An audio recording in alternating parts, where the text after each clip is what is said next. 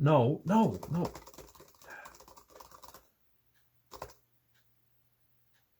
Oh. Ugh.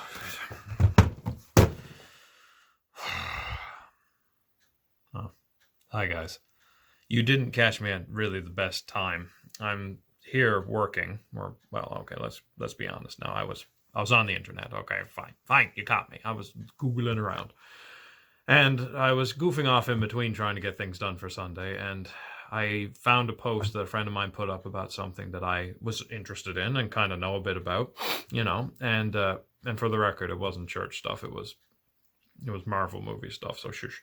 But anyway, I was talking on this list of stuff that he posted on Facebook, and I just said, "Oh, hey, I know something about that," and I wrote it down. And then some guy I don't know, probably a friend of his, had to write back and say, "You don't know what you're talking about because this is obviously what the that and this is about." And I just tried to answer him, and he answered back, and I had to give up. I had to give up because he's just trying to troll me. Have you ever been trolled before? I hope you never have. I hope whenever you go online, you're in safe places, and that if you are on there, that somebody's there making sure everything's okay. Because let me tell you, trolls are out there, and their whole purpose is to make things just...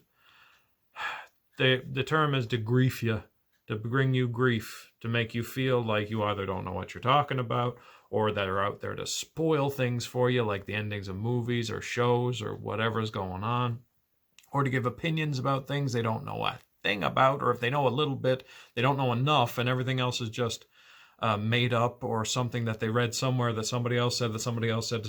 There's a rumor or something like that. I mean, the best one I've ever seen is there was a lady who actually wrote a book. She wrote a book about something that was going on in the world, and some guy came on and wanted to explain to her why her interpretation of her own book was wrong. She wrote the book. It's her book. How can she be wrong if it's her book? So anyway, I got a little frustrated, so you caught me at a bad time.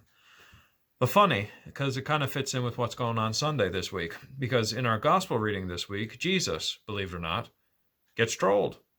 Sort of. He has begun teaching. In this passage we read from Mark on Sunday, he's finally out there. He's showing people what he's talking about. He knows a lot about his Father in heaven.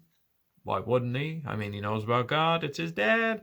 So he's out there teaching about that, and everybody's commenting, wow, he really knows his stuff.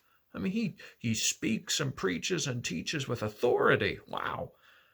And then along comes the troll. Now, before you ask, no, I don't mean like a Three Billy Goats gruff troll, like something that crawled out from under a bridge and is like, I'm going to eat a troll, a goat, or something like that, or like Shrek, or... Wait, Shrek's an ogre. What were we talking about? I'm sorry. Anyway, no, so this guy shows up for Jesus, and he's possessed by a demon, which already is pretty negative. And demons don't think much of Jesus in the scriptures, and so he comes forward and he was like, oh, look at the big man now, Jesus of Nazareth, aren't you important? I know who you really are. I know who your dad is.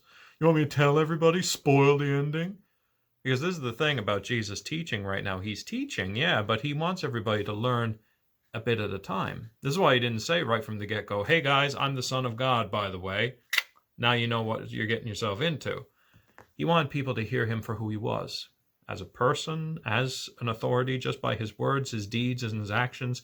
He wanted people to learn through him before they found out that he was just, okay, Son of God, we better take him seriously. So, here he was, this, well, for lack of a better word, troll, getting ready to spoil the ending before they could even get started. And we're really early in Jesus' story at this time. So what does Jesus do? Just like that lady who online was telling the other guy, she's pretty sure she knows what she's talking about since she wrote the book. He turns to this guy possessed and says, you know what? Get out of it. And he does. And that's something I want you guys to recognize. Jesus, in his authority, told somebody who didn't know what they were talking about. I mean, yes, the demon knew who he was, but he didn't know what Jesus was about.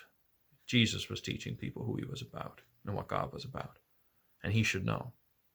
When you see somebody say something online that is incorrect or dishonest or spoilers or something like that, challenge them on it. Like, call them out.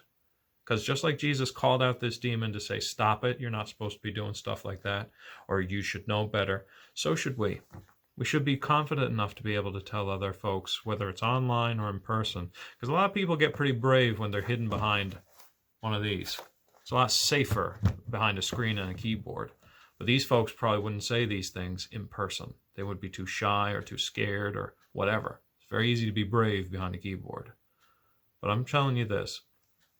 One, ignore them sometimes. And when they don't know they can't get your attention, it's just like any bully. They aren't getting a rise out of you. They leave you alone.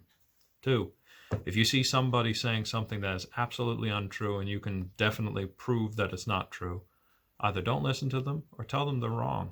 Because it's okay to say that somebody is wrong and to help them learn why. They'll probably turn around and say something cruel or mean, but that's when you go back to the ignoring part again. And three, watch who you listen to online. Because sometimes you might hear somebody say something that's completely wrong with nothing to back it up whatsoever. And then somebody else with authority, with actual conviction, with actual education, with actual stuff to back it up, comes on and says, no, it's this. There are people in the world out there who have taught and teach and learn and all of these things and are experts in certain fields who we should be listening to before we listen to just some Yahoo who tells us that the COVID vaccine is going to infect us with microchips so Microsoft can figure out what we're going to buy on Amazon. That's a thing, apparently. And I don't think they need to track us any better than our phones do. Thank you very much. But anyway, my point is, I think the old saying is, don't feed the trolls. Let those who are experts, those who have authority, speak. Because those are the ones we should be listening to. Just like we listen to Jesus teach us about who God is before a demon spoils it for us. Anyway, I'm going to get off the internet for a little while, I think. I think it's time to get back to writing and getting stuff ready for Sunday. Anyway, pray safe, stay safe. Stay safe online too, guys. I'll see you next time.